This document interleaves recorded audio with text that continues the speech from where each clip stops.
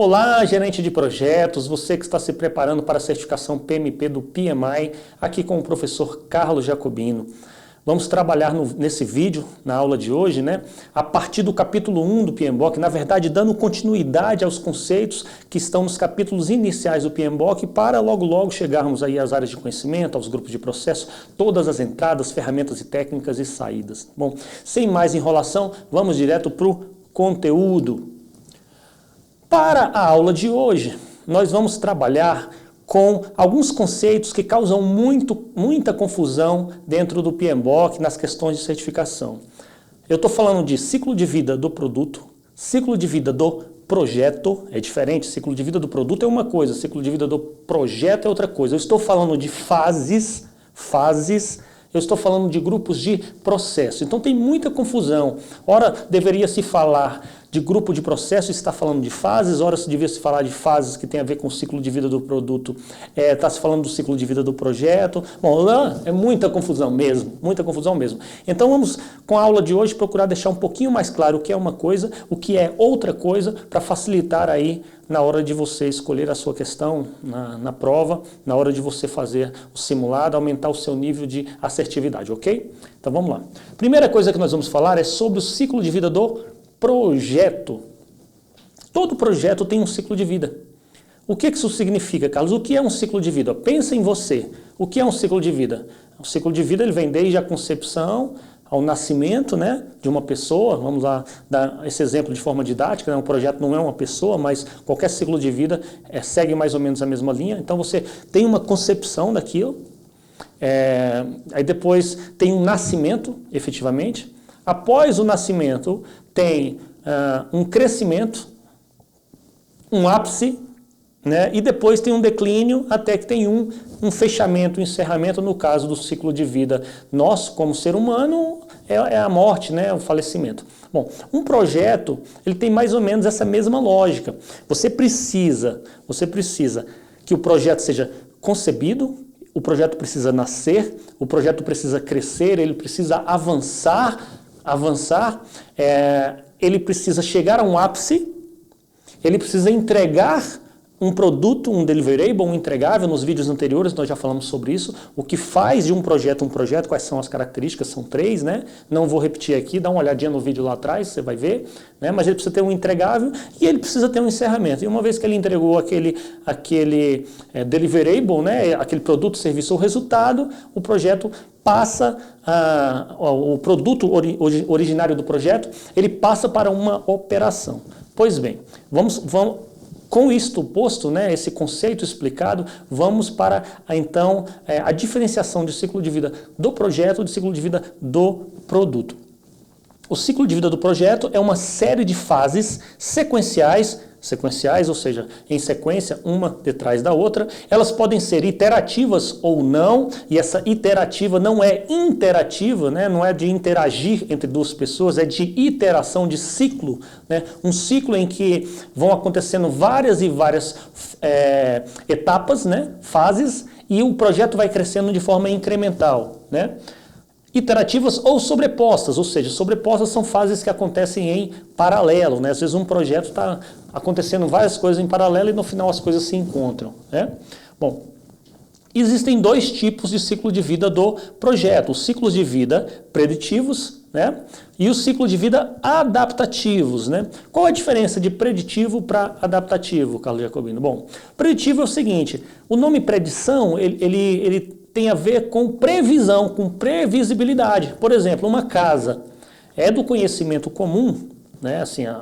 uma casa é uma obra de engenharia. A engenharia se faz desde a época das pirâmides no Egito, desde a época da muralha da China, ou seja, é uma ciência bem madura, Então, para construir uma casa, um prédio, uma obra de engenharia, de maneira geral, você tem um conjunto de fases que são previsíveis e conhecidas. Por exemplo, primeiro você faz as plantas, depois você faz a escavação, depois a fundação. Uma vez que a fundação está pronta, você faz as paredes, as lajes, o telhado, o acabamento. Ou seja, é tanto quanto previsível, Então, esses projetos que têm essa característica de previsibilidade das etapas que vêm a seguir, para eles é indicado o uso de ciclos de vida preditivos, como o cascata, waterfall, por exemplo, né? Adaptativos já são um pouquinho diferentes. Qual é a ideia do ciclo de vida de um projeto adaptativo? A ideia é a seguinte: eu não tenho um conhecimento do todo. Por exemplo, estou desenvolvendo um software, um sistema, eu não tenho um conhecimento de tudo que ainda vai vir de incremento nesse sistema, mas eu quero começar, eu tenho uma ideia básica. Então eu sei qual é o core daquele sistema, né, o software núcleo, eu já tenho a ideia de algumas funcionalidades, mas eu não sei onde é que ele vai parar. Então como é que eu faço?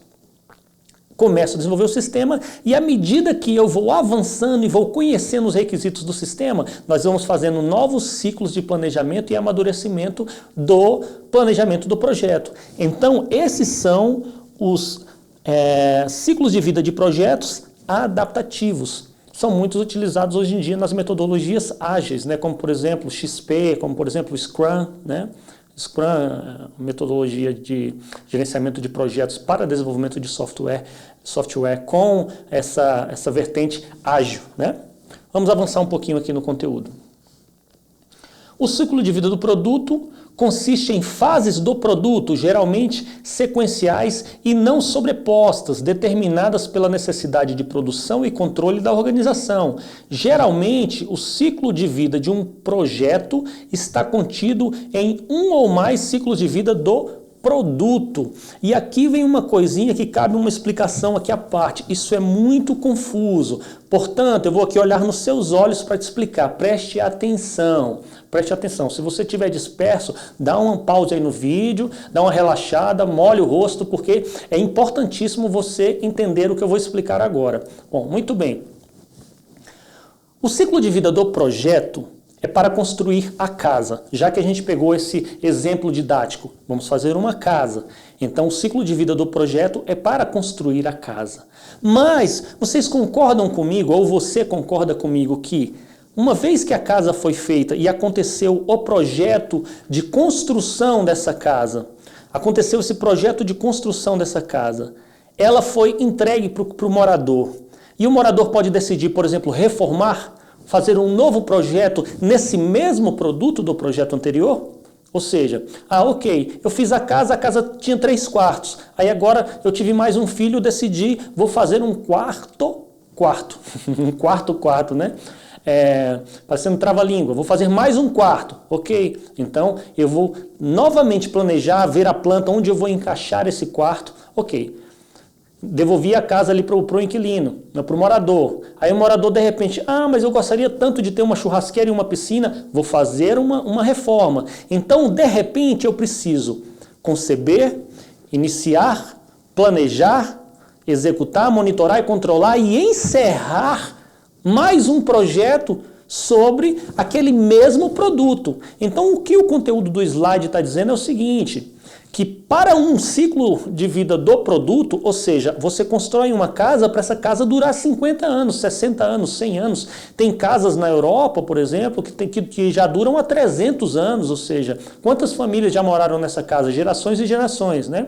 Então, durante todo o ciclo de vida do produto, ou seja, durante tanto tempo quanto essa casa estiver no ar, ou estiver no ar, uma casa de sistema, né? Essa casa estiver inteira, estiver em pé, né?